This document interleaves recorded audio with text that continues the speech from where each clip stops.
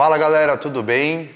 Eu sou o Davi Morita e vim aqui mais uma vez com vocês compartilhar um pouquinho da técnica de silicato de lítio maquiado, tá? É uma técnica extremamente eficiente, porém requer alguns cuidados para que a gente tenha e obtenha o melhor resultado dessa técnica. Para isso, é importante a gente considerar que a maquiagem é um recurso que a gente tem, mas que o acabamento da peça é tão importante quanto a qualidade da sua pintura.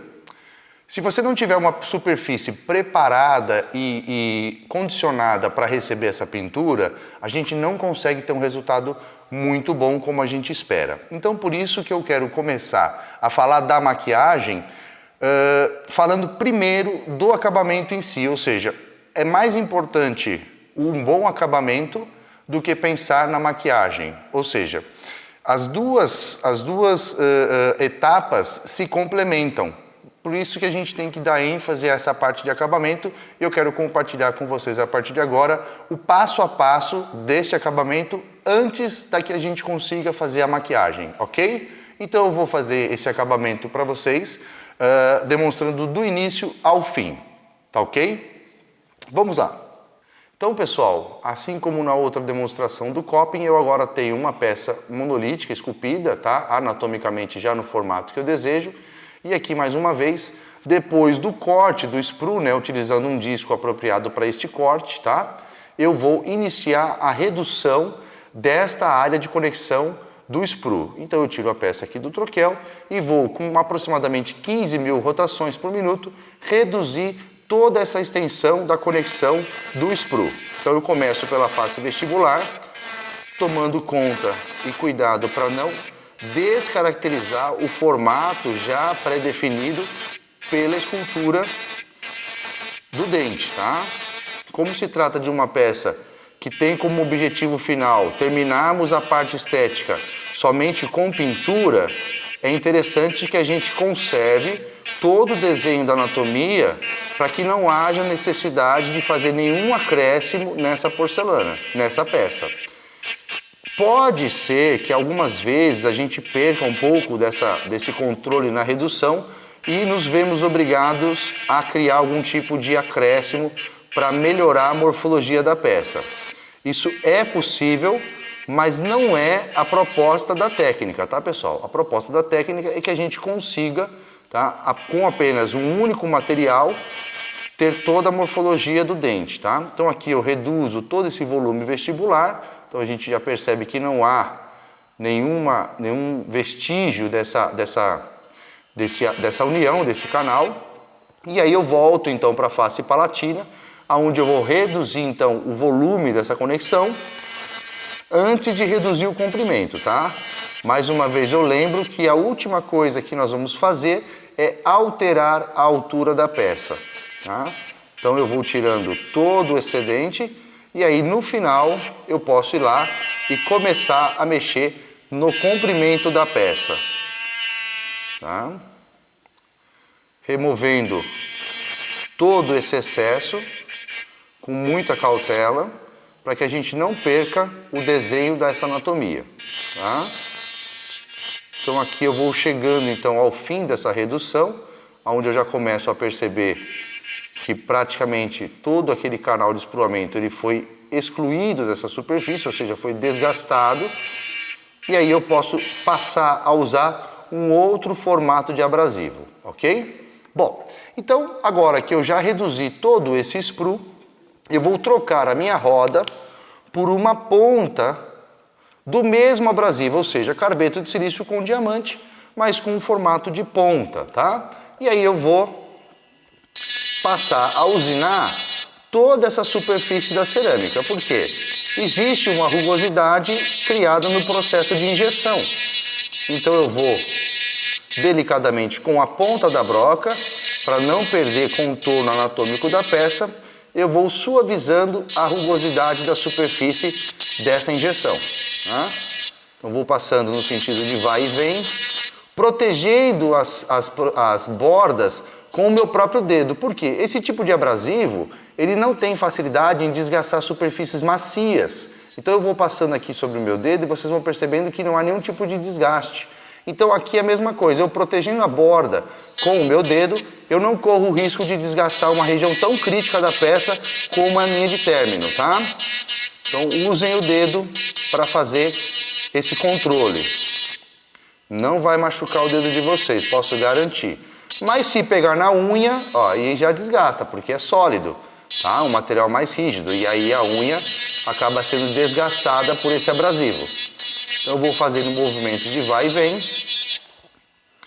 e inclusive também na parte palatina dessa faceta, tá? No caso aqui é uma faceta, então nós vamos também usinar essa região palatina e a borda incisal também, ok? Bom, é normal que algumas vezes, né, nas regiões cervicais, possa haver algum tipo de acúmulo do próprio material, tá? E esse acúmulo que a gente possa criar como um sobrecontorno ou até mesmo um excesso causado pelos softwares de desenho, como no caso o Exocad ou qualquer outro similar como o Mind, eles têm uma ferramenta de espessura mínima, tá? Para que haja garantias dessa peça sair depois de uma usinagem. Então, esse excesso na cervical, às vezes a gente pode deixar para tirar também nessa fase onde nós já temos a peça em cerâmica. Para fazer esse desgaste, então eu volto com outro tipo de borracha. Na verdade, eu vou utilizar então uma roda de borracha siliconada diamantada e com o auxílio do meu troquel, eu vou posicionar essa peça ao modelo e vou remover esse excesso que está nessa linha de término, tá? Por que borracha? Para evitar que haja qualquer tipo de lasca ou fratura nessa região, que é extremamente importante para gerar longevidade na sua restauração em boca. Ou seja, isso aqui, na verdade, é a margem de adaptação. Então, nela, nós temos que ter muita certeza de que vamos conseguir deixar um elemento muito bem adaptado na base do troquel, ou seja, na linha de término do troquel, tá? Então eu vou adaptado com a peça ao modelo para ter um anteparo do próprio troquel, me limitando a quantidade de desgaste que eu posso realizar nesse elemento. E mais uma vez eu lembro que se você chegar a encostar essa borracha no gesso, é o indicativo de que você está danificando a linha de terminação da sua restauração. Então, prestem muita atenção para realizar esse desgaste, para evitar que você desconfigure a linha de terminação da sua peça. Tá bom, pessoal? Não se esqueçam disso. Então eu vou com bastante delicadeza, volto a falar sobre o uso da sensibilidade da ponta do seu dedo para verificar se não há ainda uma margem fora da linha de término que você deseja, tá? Então, aqui nós temos já uma linha de término mais bem acabada, a gente consegue ver toda a adaptação dessa peça. Se você, por um acaso, achar necessário, você pode, então, marcar a linha de término com uma mina de cera, tá? Então, esses que a gente chama de grafite colorido não é grafite, tá? Isso é feito com material orgânico, né? No caso, cera. E você pode encontrar esse material disponível no Mercado Livre, tá, pessoal? É muito mais fácil achar essa mina de cera no Mercado Livre do que em papelaria, tá? Dificilmente você vai encontrar na papelaria. E aí, com o destaque da borda com a mina de cera, você já consegue perceber se há alguma área que possa ter ultrapassado ou não a margem. Aqui, por exemplo, no canto distal, na cérvico-distal, a gente percebe um discreto acréscimo da linha da peça em relação à margem. Então você pode, delicadamente, com a mesma borracha, ajustar esse comprimento utilizando o próprio troquel como um limitador. E aí você vai descobrir a linha que a peça está ultrapassando essa marca. Então aí fica muito mais fácil e muito mais viável da gente conseguir ajustar essa linha de término, tá? Se você tiver controle, você consegue fazer isso também fora do modelo, como eu estou fazendo agora, olhando a peça por dentro, porque ao olhar por dentro você consegue ver exatamente onde está a linha de término também, tá, pessoal? Então aqui fica aí essa etapa aqui do refino da margem de adaptação, ok? Bom, uma vez que eu tenho então a minha margem ajustada, a minha superfície já usinada, eu posso também começar a complementar, né? Complementar a minha anatomia fazendo a texturização, ok? A texturização, então eu vou começar a desenvolver nos meus sucos de desenvolvimento mesial e o meu suco de desenvolvimento distal, ok?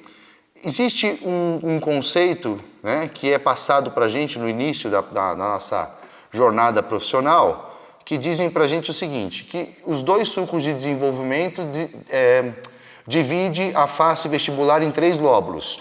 Isso é verdade e eu não contesto. Agora, a única coisa que nós precisamos levar em consideração é que ele não divide os lóbulos em tamanhos iguais, tá? Esses dois sucos de desenvolvimento desenvolvem lóbulos em tamanhos progressivos. Quer dizer que o lóbulo mediano é menor que o médio, assim como o médio é menor que o distal. Se você dividir 3 lóbulos do mesmo tamanho, a sua restauração caracterizar em aspecto artificial, tá ok? Então vamos lá. Eu vou utilizar aquela mesma ponta que eu usei para fazer a usinagem da superfície e com essa mesma ponta eu vou começar a criar os meus sucos de desenvolvimento, tá? Considerando que ele tem que ter uma topografia imperfeita, sinuosidade e discretas interrupções. Então, se vocês observarem, vocês vão ver que a minha broca, ela vai em várias direções, inclusive interrompendo o desgaste à medida em que eu vou levando esse suco na direção da cervical. Isso tudo por quê? Para que o conceito do suco seja preconizado e cause a sensação de um dente mais natural, tá? Então aqui eu vou com a ponta da broca para não descaracterizar a minha morfologia. Assim eu faço o suco mesial, assim eu parto para a confecção do suco distal. Lembrando que na região incisal eles tendem a abrir a sua extremidade em formato de Y, né? Essa é uma analogia, né? Usando em formato de Y que o professor Hilton Ricchieri tem por hábito utilizar, e isso marcou muito na minha carreira. Lembrando que toda essa exposição do suco de desenvolvimento na área incisal tende a formar uma abertura como se caracterizasse a parte superior da letra Y, tá? E aí a gente também tem que considerar novamente aquilo que eu acabei de falar para vocês, que é a diferença do tamanho dos lóbulos, que a gente vai fazer essa separação através dos sucos de desenvolvimento, ok? Bom, existem também outras linhas, que são as linhas horizontais, que a gente denomina de periquimáceas, e também tem o mesmo conceito dos sucos de desenvolvimento. As linhas de periquimáceas são sinuosas, tá? São sinuosas, descontinuadas. O que significa descontinuadas? Elas tendem a desaparecer em algum momento durante o seu trajeto e volta a aparecer num outro ponto da restauração, ou seja, do dente, tá ok? Geralmente, as periquimáceas, elas vão estar mais presentes e mais visíveis em regiões de sulco ou de profundidade. Em regiões de crista, há uma tendência delas estarem interrompidas devido à abrasão natural que nós temos nos dentes, ok?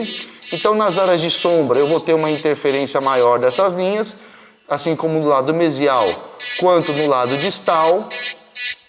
Serão mais comuns e frequentes aonde eu tenho uma fossa, então aqui no meio da face vestibular eu tenho uma topografia que está mais côncava em relação a todas as outras áreas da superfície, então aqui eu concentro um pouco mais nessas linhas de periquimáceas que vão se apagando ao longo dos anos, tá?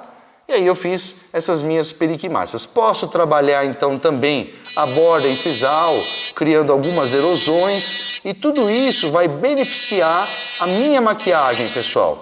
A maquiagem, ela só dá beleza naquilo que já está belo. Ou seja, se você não trabalhar muito bem a sua superfície, dificilmente você vai ter uma maquiagem que tenha caracterizações naturais no arco que você está repondo, tá? E agora, finalizando essas texturas, tá, pessoal? E eu não vou chamar de microtextura, pessoal, porque isso caracteriza uma coisa que não é verdade, tá? As pessoas se referem a microtextura, é algo, então, microscópio, né? Então, microscópico. Então, se eu falo micro, eu preciso trabalhar com microscópio, tá, pessoal? Quando eu falo assim, texturas mais refinadas ou texturas muito pequenas, aí eu estou conseguindo ver a olho nu, né? Porque elas são pequenas. Agora, se elas são microscópicas, é para enfeitar o pavão, tá, pessoal? É só para dar nome mais bonito, a mesma coisa que eu vou fazer agora. Eu vou fazer texturas dessas linhas mais finas, que estão contidas dentro das periquimáceas, pessoal. Na verdade, elas não estão aleatórias, elas estão enfatizando e dando mais desenho às próprias profundidades criadas pela textura que eu fiz com a pedra. E se eu estou vendo a olho nu, não é microscópica, tá? Então usem a terminologia de uma forma um pouco mais correta, tá, pessoal? Para não ficar enganando quem não tem noção, tá? Porque é bonito falar microtextura, micropigmentação, microestratificação, mas se eu estou vendo a olho nu, deixou de ser micro, tá, pessoal? Então, por favor, comecem a usar o dicionário em prol de vocês mesmos, principalmente na hora de comprar algum curso aí, tá, pessoal? O pessoal põe nome muito fantasioso e que no fundo estamos falando da mesma coisa, tá? Só para exemplificar, eu poderia estar falando para vocês, se eu estivesse falando coisas sobre resina foto, eu poderia dizer para vocês assim, vamos reconhecer os recursos seroméricos dos sistemas fotoativados. Em resumo, eu estou dizendo para vocês, vamos reconhecer ou conhecer os recursos da minha resina fotopolimerizável, tá? Então, ou a minha resina foto, que é muito mais fácil de entender, né? Então, só para colocar um pouquinho de lenha na fogueira aí, dos meus colegas professores que gostam de ficar falando um monte de nome aí difícil, que no final remete à mesma porcaria, né? É isso aí. E que não gostou, come menos, viu, pessoal? Tá? É isso aí, olha aqui, ó. Então, eu não posso nunca achar que a minha textura está pronta sem polimento, tá? Algumas pessoas vão dizer assim, puxa, mas se você umedecesse a superfície, legal, eu vou lá, eu vou umedecer a superfície com água e essa água vai gerar um brilho na superfície aonde eu posso estar observando, mas não de uma forma fidedigna, o resultado da minha texturização. Só que a minha textura ainda está numa fase muito grosseira e eu só vou conseguir saber como ela vai ficar depois como ela vai ficar no final se eu fizer um polimento mecânico, ok? Então, eu não posso afirmar que eu concluí a minha texturização, mas para isso, então, eu preciso gerar um polimento de superfície. A mesma borracha eu vou estar utilizando para dar esse polimento na peça. Que borracha? A mesma que eu usei para usar nas margens. Só que, como eu já falei outra hora, se eu usar uma roda, a área de contato da roda é muito ampla. Então, se eu quiser polir essa região do centro, automaticamente eu vou tocar nessas duas extremidades e vou interferir na anatomia da peça. Já com uma ponta, o meu controle é muito maior. Então, por isso que eu vou estar utilizando o mesmo polidor, só que no outro formato, para que eu conserve a minha topografia. Então, eu vou trocar aqui por essa outra ponta e vou iniciar esse polimento para que eu possa, então, verificar e validar a minha texturização. Então, eu vou aqui, pouco a pouco, polindo. O meu objetivo não é chegar no alto brilho, tá? É apenas suavizar alguns ângulos que a broca possa ter criado e verificar a minha anatomia, tá? E a minha texturização. Textura, pessoal, é algo que a gente tem que ser muito discreto e pensar que em determinadas posições a minha textura não pode ser tão aparente, tá? Como, por exemplo, numa visão frontal, os meus sulcos de desenvolvimento não podem ser tão visíveis. Já numa posição lateral, os meus sulcos de desenvolvimento precisam ser visíveis. Numa visão frontal, não. Se na visão frontal o meu sulco de desenvolvimento estiver visível, é sinal de que o aprofundamento que eu dei neles está um pouco demasiado e vai trazer artificialidade no resultado na boca, tá? Então tome muito cuidado com relação à textura para não transcender o natural, tá? Adoro usar essa palavra transcender o natural, que é uma palavra que eu aprendi a usar com o meu querido professor Paulo Cano, tá? Então quando alguém quiser saber de cerâmica, fala com o Paulo Cano, e se alguém quiser saber de cor, fala com o Paulo Cano, porque não existe ninguém melhor no Brasil e no mundo para falar de cor, tá? Principalmente quando querem falar de fluorescência em silicato de lítio, tá? Tome muito cuidado, porque um dia eu fui falar isso para ele e fui embora quase chorando, viu? De silicato de lítio não tem fluorescência, tá, pessoal? Quem acredita nisso está enganado e precisa estudar mais sobre o assunto antes de falar que sabe alguma coisa de fluorescência de silicato de lítio, ok? Bom, aí então aqui nessa fase eu já consigo então mensurar o resultado dessa textura, então eu consigo ver sulcos de desenvolvimento na linha horizontal e na linha vertical, consigo ver a separação dos lóbulos. E com esse polimento eu já consigo então passar para uma próxima fase, que seria a fase do jateamento, tá?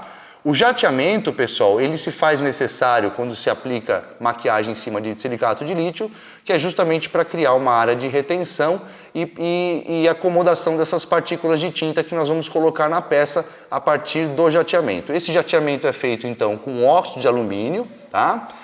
No máximo a 2 bar de pressão, entre 1,5 bar e 2 bar de pressão, sempre com uma inclinação de 45 graus, porque a inclinação de 45 graus vai gerar então um desprendimento dos grãos de óxido quando batem na superfície. Se você jatear de forma frontal, há uma tendência de você criar, incrustar partículas de óxido na superfície da peça, prejudicando o resultado da maquiagem, tornando uma superfície muito rugosa e até mesmo com algumas interferências de partículas expostas em superfície, ok? Depois do jato, então, nós vamos fazer o quê? Limpar as peças em vapor ou ultrassom, né? Jato de vapor ou ultrassom, e partiremos então para o processo de maquiagem, ok? Pessoal, aqui então demos o jateamento com óxido de alumínio. Obviamente que nessa fase, então, como a superfície está totalmente fosca, né? O pouco de brilho que tem provavelmente deve ser a umidade da minha mão, mas assim que a gente deu o jato, nós então passamos pelo vapor, o jato de vapor para a limpeza da peça, e agora vamos iniciar a parte de maquiagem. Mas vale lembrar que para que a gente consiga, né, ter uma resposta coerente, né, da nossa maquiagem, é importante que nós coloquemos esta peça submetida a uma situação parecida com o que nós temos na boca. Então, olha só, esse acessório que eu estou utilizando para a fixação dessa peça, para que eu possa continuar com o processo de maquiagem, para que eu possa dar início, ele foi dado origem através do uso deste material aqui, pessoal. Esse material, ele é um material criado pela Evoclar, que ele reproduz, tá, o substrato que nós temos na boca. Então, aqui nesse caso eu estou utilizando uma cor ND2, que seria para uma cor levemente escurecida, tá, para restauração. É importante que a gente use esse acessório para que a gente consiga ter uma real percepção da cor durante o processo de maquiagem, tá ok? Eu não posso utilizar o troquel, porque o troquel, pessoal, por mais que ele tenha uma cor até meio que parecida com esse material que eu estou utilizando, ele é uma resina. E o fato de ser resina configura melhor a reprodução da cor do dente do que comparado com o gesso, mesmo ele tendo uma cor similar, tá? Gesso é extremamente opaco e não consegue reproduzir a naturalidade dos dentes que nós temos em boca. Então, por isso que a gente sempre vai adaptar essa peça a uma situação mais próxima do que nós temos na boca. O que também nós temos que considerar é que para que a gente consiga interagir a cor desse substrato com a peça, é importante então eu criar um agente de união entre a peça e o substrato. O que eu posso estar utilizando? Eu posso estar utilizando o líquido de glaze. O líquido de glaze vai fazer a união da luz entre a peça e o substrato, me dando uma aproximação melhor em relação à integração dessa peça com o substrato. Ok? Aí eu posso dar início à minha maquiagem. Vamos lá, galera. O que eu preparei aqui, inicialmente, são apenas 2 cores, tá? Vou estar utilizando o shade de dentina 2, que é para as cores A2, A3, A3,5, tá? Vem descrito do próprio fabricante, ele sugere que a gente use esses shades para esse grupo de cores. E o shade incisal 2, tá? Que seria então essa cor levemente violeta que eu vou estar utilizando para que eu consiga então fazer a diminuição do valor da incisal, tá? Vou estar utilizando uma escala Vita como orientador da minha cor e aqui eu tenho uma faceta que foi injetada na cor HT-A1, tá? Sempre a gente vai dar preferência para uma cor um pouco mais clara, ou seja, um tom mais claro, para que a gente aumente o chroma e não tenha diminuição do valor. Então eu vou pegar um pouco desse shade de dentina 2, tá? E vou tomar cuidado para não deixar esse material ficar empoçado. Então eu vou delicadamente fazendo movimentos laterais, no sentido cérvico-incisal, cromatizando o meu elemento. Então eu vou pouco a pouco levando essa tinta até a região do terço incisal, e quando eu chegar próximo ao terço incisal, eu paro, dou uma limpada no meu pincel, né? Tiro um pouco desse excesso, tá? da tinta no meu pincel, e vou fazer um degradê dessa linha de término que eu tenho com shade de dentina, ó. Faço um degradê para que eu não consiga mais perceber aonde ele começa e nem aonde ele termina.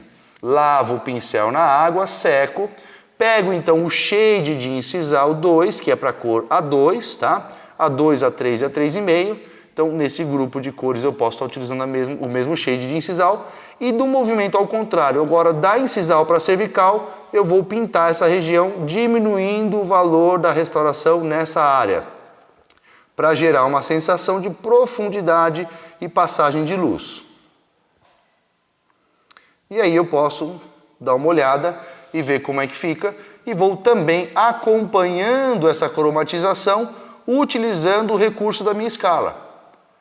E veja como é importante a integração dessa peça com o substrato, para que a gente consiga atingir o melhor resultado da cor possível, ok? E agora então nós vamos ter que fazer uma fixação dessa peça no forno de cerâmica antes de voltarmos aqui para a aplicação de mais efeitos. Então a gente pode dividir essas fases de aplicação de maquiagem em várias etapas, porque a gente não compromete a nossa peça devido ao fato dos pigmentos serem fixados numa temperatura muito menor do que essa peça foi injetada. Então não há limite máximo de número de queimas para maquiagem. Agora, vale lembrar que quanto mais rápido você for nos processos dentro do laboratório, mais produtivo você fica, mais dinheiro você ganha, ok? Então assim que nós tivermos o resultado dessa queima, voltaremos aqui para aplicar outras massas de cores. Pessoal, então após realizado a fixação desse shade de dentina e shade de incisal, cabe ao técnico fazer uma avaliação da cor. Então, para que a gente possa avaliar a cor, eu vou colocar sobre a superfície uma fina camada somente de líquido de glaze mesmo, porque isso vai destacar o brilho e vai realçar qual é a cor que essa peça realmente se encontra nessa fase. Então, com o auxílio de uma escala, eu vou então fazer a comparação para ver se há necessidade de que eu tenha que fazer mais uma queima ou não, tá? Aí é uma apreciação visual que você vai então utilizar mais uma camada ou não, dependendo da cor que você quer atingir. Vamos imaginar que eu quisesse trabalhar com essa restauração para que ela chegasse numa cor A3. Então, por cromatização, eu aplicaria novamente mais uma quantidade de shade de dentina, mais uma quantidade de shade de incisal e faria novamente uma fixação até que eu atinja a cor que eu quero. Depois que eu atinjo a cor que eu quero, então aí eu posso estar utilizando de outros pigmentos para realçar características mais naturais dessa restauração. Como o meu objetivo aqui é atingir a cor A2 e eu já estou muito próximo do meu objetivo, então eu não vou fazer nenhum outro tipo de maquiagem a não ser a partir de agora os efeitos. Para se fazer adequadamente a aplicação desses efeitos, eu preciso ter uma superfície hidratada. Ela não pode estar encharcada para que eu não tenha empoçamento do líquido nessas regiões mais profundas. Então, nós vamos ter que sempre procurar olhar na parte mais profunda da restauração se não há acúmulo de líquido nessas regiões. Não tendo acúmulo de líquido nessas regiões, então a gente pode seguir com a aplicação dessas camadas ou cores de efeitos, tá? Bom, eu preparei então aqui algumas cores, tá? E eu vou demonstrar a preparação dessas cores para que a gente possa acompanhar juntos o que eu estou fazendo com esses pigmentos antes de estar utilizando na peça. Eu peguei aqui shade de dentina, é o mesmo que eu utilizei, eu só separei uma parte desse shade de dentina aqui lateralmente. E com o uso, tá, do pigmento Basic Red, que seria um vermelho básico, tá, eu vou estar incrementando o meu shade de dentina com o pigmento vermelho, porque eu quero um shade de dentina mais avermelhado para eu trabalhar na região cervical, tá ok? Por quê? As cerâmicas, pessoal, diferente do dente e diferente da resina, elas não interagem com a gengiva como a resina interage ou como o esmalte dentinário reage com o toque da gengiva na sua superfície. Em geral, os dentes naturais e a resina tende a criar uma integração com o rosa da gengiva, transformando as cervicais e os dentes num aspecto mais avermelhado. Cerâmica não faz isso, então é por isso que eu incremento o vermelho na dentina, no shade de dentina. Isso é um conhecimento que eu adquiri com o professor Paulo Cani e estou repassando isso com vocês a partir de agora. Aqui eu preparei também shade de incisal 1, tá? Que é um shade mais azulado, indicado para a gente trabalhar com as cores A1, B1, ou C1, mas nesse caso eu estou usando ele como um efeito azulado, não apenas como uma diminuição de valor de incisal, mas também para criar o efeito do halo azulado. Aqui do lado eu coloquei um pouco de um outro azul, que no caso é o Basic Blue, que é um azul um pouco mais forte, tá? Ele tem uma resposta um pouco mais cromática em relação ao shade de incisal, mas é que a gente vai trabalhar intercalando o efeito do azul com essas duas tonalidades. Aqui embaixo, então, eu tenho o creme, tá? Que é um pigmento que ele tem como característica muito próximo de dentina, então ele serve muito para a gente trabalhar os mamelões e efeitos de halo. E o branco, que é o pigmento mais usado para que a gente crie algumas nuances, tá? De características mais de esmalte, tá bom, pessoal? Então tá aqui o branco. E aí, eu vou dar início a essa maquiagem e vou demonstrar para vocês esse passo a passo.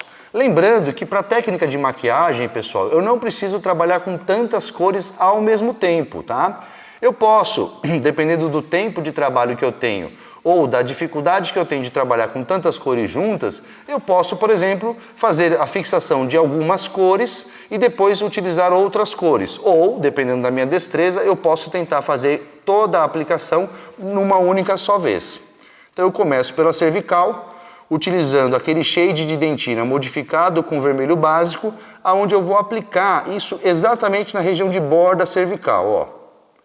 Com bastante cuidado, para não fazer com que essa caracterização fique muito forte, tá, pessoal? É uma coisa muito delicada e muito sutil.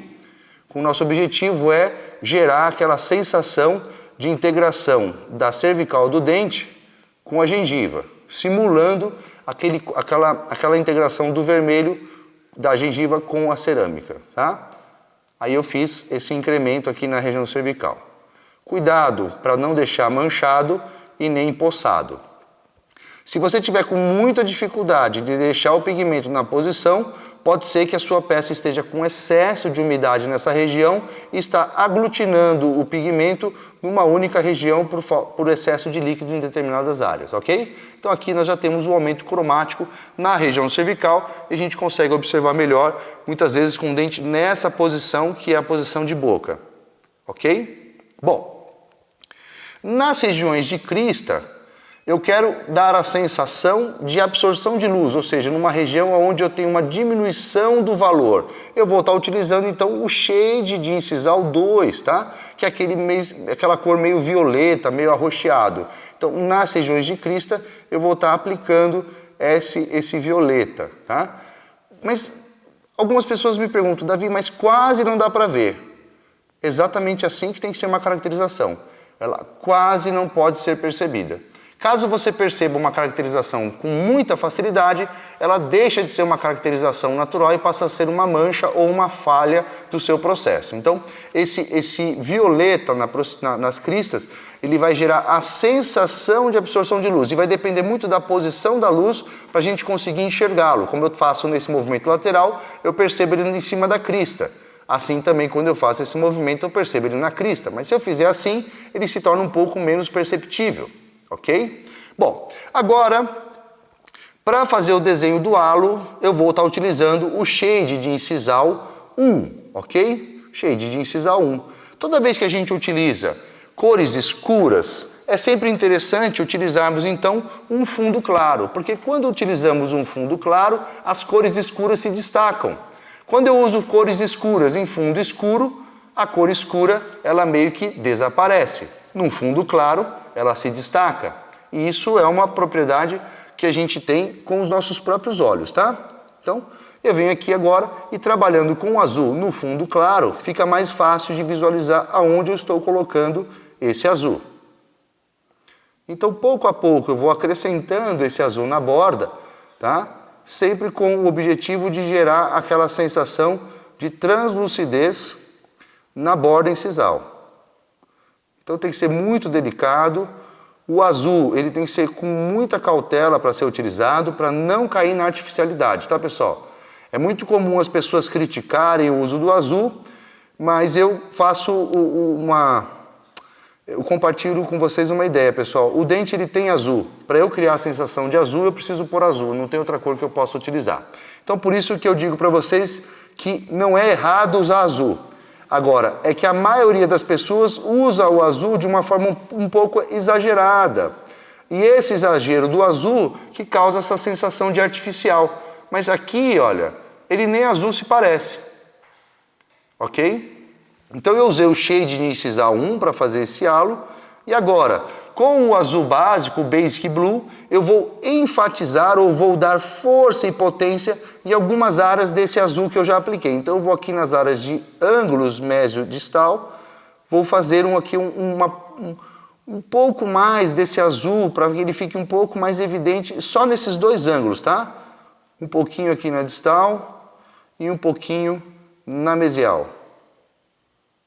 Então, é muito pouco, pessoal. É tudo com muita sutileza. E aqui, com o fundo claro, a gente consegue ver exatamente onde está o azul, a gente consegue ver onde está o violeta e a gente consegue ver onde está o croma na cervical. Ok? Bom, se eu quero isolar essas cores das cores claras, eu posso naturalmente trabalhar com uma fixação. Eu posso fazer uma queima agora e voltar para utilizar outras cores ou até mesmo voltar para essas cores se eu quiser. A técnica de maquiagem é extremamente democrática e não nos obriga a fazer tudo de uma única vez. Como critério de demonstração, vou aproveitar o tempo de vocês e vou continuar com essa maquiagem utilizando agora, a partir de agora, as cores claras, ok? Para trabalhar com as cores claras, então, eu vou estar utilizando um fundo escuro, ok? Então eu vou colocar aqui um fundo preto, que é um pouco mais fácil de visualizar as cores claras que eu vou estar trabalhando. Vou pegar aqui o creme, pessoal, o pigmento creme, tá?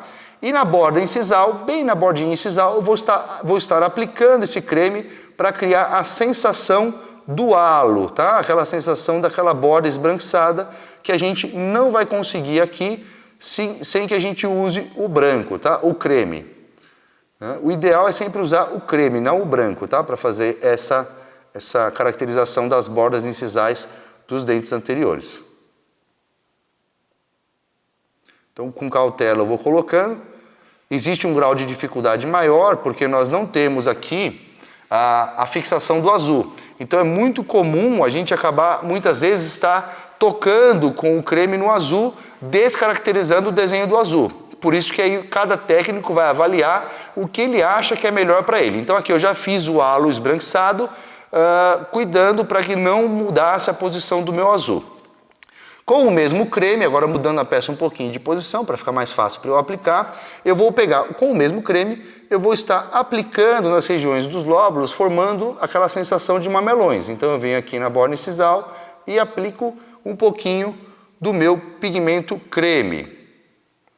Com bastante cautela para não exagerar e sempre vou olhar nessa posição para ver a direção que ele se encontra. Ó. Então eu coloquei ali na pontinha do lóbulo mesial um pouquinho do creme, dá para a gente perceber quando eu movimento um leve esbranquiçado bem em cima da direção do lóbulo, tá? Mesma coisa eu faço no lóbulo médio, tá? Aqui eu vou colocar numa outra posição para vocês verem eu aplicando. Então aqui eu consigo formar uma área mais luminosa com o creme, dando a sensação dos mamelões. Ok? Com muita cautela para não exagerar, pessoal. Tá? Então ali eu fiz um mamelo na região do lóbulo médio. E na distal, A mesma coisa, vou fazer o lóbulo distal utilizando o mesmo pigmento creme. Ok? Por que é importante a superfície estar úmida, pessoal, para a gente aplicar esses efeitos? Para que haja uma diluição da margem, né, desse pigmento que eu aplico, para não formar uma linha de aplicação. Ou seja, ele acaba dissolvendo essa margem na própria superfície, gerando um gradiente, ou como a gente pode dizer, um degradê extremamente suave. Tá? E aqui a gente já tem a exposição dos mamelões na direção dos lóbulos dentinários. Tá? Com o branco, então eu lavo o pincel, seco o pincel, pego o pigmento branco e eu posso criar algumas características que a gente tem na borda incisal, como pequenas linhas de refração de luz, geralmente direcionada na região dos sulcos de desenvolvimento, tá, pessoal? Então, aqui eu vou colocando discretamente algumas linhas esbranquiçadas, formando aqui uma falsa sensação de refração de luz, tá?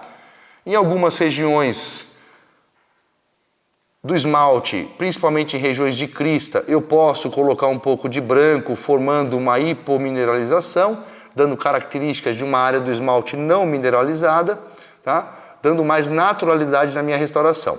E todo tipo de caracterização deve ser feita com muita delicadeza e muita sutileza para não destoar do restante da peça.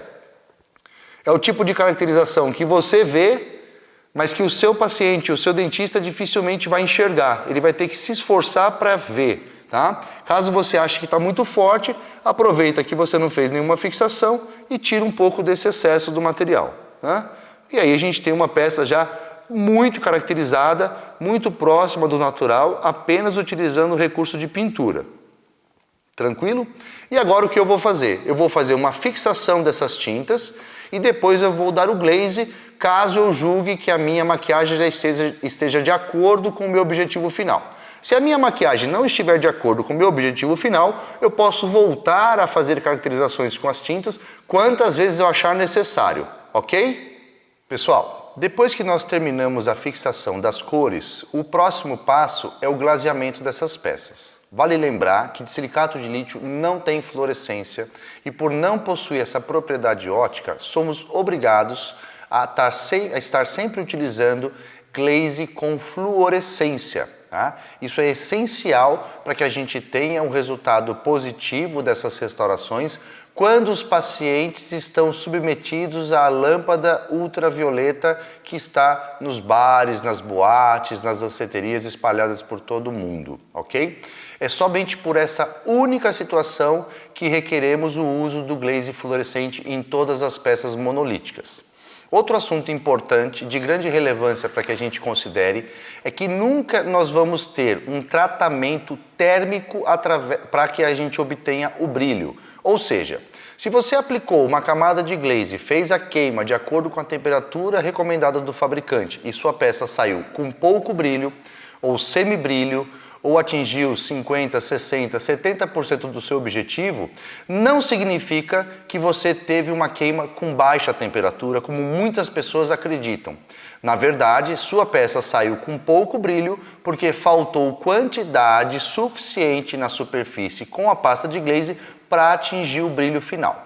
Se caso você faça uma camada de glaseamento e ela não atinge o brilho que você quer, automaticamente você já vai pensar numa segunda camada ou até às vezes numa terceira camada ou até mesmo uma quarta camada. Tudo isso vai depender muito da diluição que você vai fazer na preparação dessa massa de cerâmica, que no caso a gente está falando do glaze, ok? Então eu vou demonstrar para vocês a manipulação desse material numa consistência adequada que a gente consiga atingir o objetivo de glasear essa peça e proteger a pintura no máximo com uma ou até duas queimas, ok? Então agora eu vou estar pegando uma quantidade desse material, esse glaze, então vamos só esperar dar o foco aqui. Então ele deu o foco, tá? Então vocês vejam que é um material que eu utilizo no meu dia a dia, aqui já tem bastante uso, né? Então eu vou pegar uma quantidade desse material, vou depositar aqui na minha bandeja, tá? E vou estar demonstrando para vocês uma consistência que eu julgo ideal para que a gente consiga um brilho de qualidade e uma proteção dessas pinturas com uma única camada de glaze, tá, pessoal? Agora, é claro que quando você trabalha com glaze com uma viscosidade mais alta, que é o caso dessa demonstração, a aplicabilidade dessa massa fica um pouco mais difícil comparado a uma massa mais diluída, ok? Uma vez manipulada essa massa, então eu vou começar a aplicação, sempre utilizando o meu suporte que eu criei com aquele material resinoso, o Natural Dye Material. Aqui a gente já tem uma prévia das cores que nós aplicamos, tá? E a gente vai perceber melhor o resultado sempre a partir da peça glaseada. Então, nós vamos agora aplicar essa pasta de glaze e vocês vão ver que é realmente uma consistência mais viscosa do que nós estamos acostumados a ver. Então, existe sim uma certa dificuldade na aplicação, porque eu tenho que fazer com que esse material seja aplicado por toda a superfície, sem que eu crie linhas, né, nessa superfície. Porque se eu tocar com força a ponta do meu pincel na superfície, vocês vão perceber que vão formar ranhuras. E essas ranhuras vão comprometer também a textura da minha peça. Então eu tenho que tomar cuidado para tocar o pincel somente no material cerâmico que eu estou aplicando, para evitar de formar essas linhas ou sulcos na massa de glaze, tá? Vou aplicar em toda a superfície, incluindo as proximais, a cervical, a proximal distal, sempre com cuidado de deixar essa massa de glaze o mais homogênea possível nessa superfície. Isso inclui todas as faces do dente, inclusive a região palatina. Tá? Então vamos aplicando aqui delicadamente, observando se há algum tipo de empossamento ou rugosidade causada pela ponta do pincel. Uma vez que eu já verifiquei essa condição, o que eu posso fazer para melhorar a homogeneidade dessa superfície é condensar também com a madeirinha, conforme eu mostrei em outras situações de aplicação de cerâmica, a gente pode usar essa madeirinha para condensar a pasta de glaze na superfície da peça antes de levar para a cocção. Cuidado com essa condensação, porque se você condensar demais, há uma tendência muito grande do material gerar um empossamento em áreas mais profundas, ok? E uma vez que a gente terminou essa aplicação, nós vamos levar agora para queima, mais uma vez no forno, na temperatura de recomendação do fabricante. A peça está dentro do forno realizando a cocção do glaze, tá? Pelo fabricante, a temperatura final estaria entre 710 graus. Se a gente observar aqui no monitor, está marcando 720 graus. O objetivo de termos aumentado 10 graus na temperatura final foi em decorrência ao fato da peça estar acomodada diretamente sobre a bandeja refratária de queima, ou seja, ela não está fixa sobre nenhum pino metálico ou nenhum outro tipo de pino para colocar essa peça numa posição mais alta em relação à bandeja. Como ela está colocada diretamente sobre a bandeja sendo um baixo condutor térmico, ela acaba roubando, né, entre aspas, a temperatura ideal da cocção da cerâmica. Então, para que a gente consiga compensar essa perda de calor por causa da bandeja, a gente aumenta a temperatura final em todas as queimas em 10 graus Celsius, ou seja, as queimas de fixação das cores, assim como o glaze, todas elas foram feitas na temperatura de 720 graus, aumentando 10 graus da recomendação do fabricante, porque todas as queimas foram feitas com a peça diretamente diretamente acomodada sobre a bandeja, ok? Então é muito importante a gente não esquecer dessa informação, porque senão a peça não vai ter o cozimento ideal e vai sair sem brilho. Bom, pessoal, diferente de que muitas pessoas acreditam, depois que a gente faz o glaseamento, nós temos a contração da massa de cerâmica. Por mais que seja uma massa de glaze, por mais que ela seja incolor, por mais que ela seja muito fina, existe uma contração localizada e essa contração transforma essa superfície numa superfície discretamente rugosa que a gente não percebe em muitos casos, mas que causa uma certa artificialidade na boca, tá? Então, assim como eu vou estar utilizando uma analogia da indústria automotiva, nos reparos automotivos, toda lataria que recebe um banho de verniz para proteção da pintura também recebe um tratamento na superfície para finalizar esse brilho no carro, né, na lataria do carro. A mesma coisa a gente transfere essa analogia para as cerâmicas. Quando nós damos o glaze, nós não temos a finalização dessa superfície, porque o glaze ele teve uma contração. Então nós vamos criar então a gente vai suavizar essa superfície através do uso de uma borracha pouco abrasiva, mas que será o suficiente para transformar essa superfície rugosa numa superfície mais bem acabada, sem aquele excesso de brilho que nós temos depois da peça glaseada, ok? Então eu vou demonstrar para vocês como de uma forma muito simples a gente vai resolver essa situação do glaze. Vamos lá?